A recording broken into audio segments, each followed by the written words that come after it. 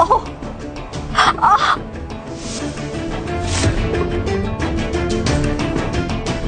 महाराज, मला क्षमा करा. माझ्याकडे तुम्ही मदत मागितली, पण खरंच तुम्हाला द्यायला माझ्याकडे काहीच नाही. लक्ष्मी जिथे कैद असेल तिथे शांतता कशी असेल? मुली, लक्ष्मी ही कायम वाहत्या पाण्याप्रमाणे असावी. मुली असं म्हणतात की लक्ष्मी जर दानधर्मा करता उपयोगात आली तर ती खऱ्या अर्थाने गृहलक्ष्मी ठरते. पण मुली, तू माझ्या प्रश्नाचं उत्तर दिलं नाहीस. हाताला काय झालंय? हळदीचा लेप का लावलायस? ते काही नाही महाराज, काम करताना थोडं लागलं. ठीक आहे, काळजी घे. पण जिथे दुःख असतं ना तिथे समाधानाची वाट ही असतेच, आणि ती तुला सापडेल.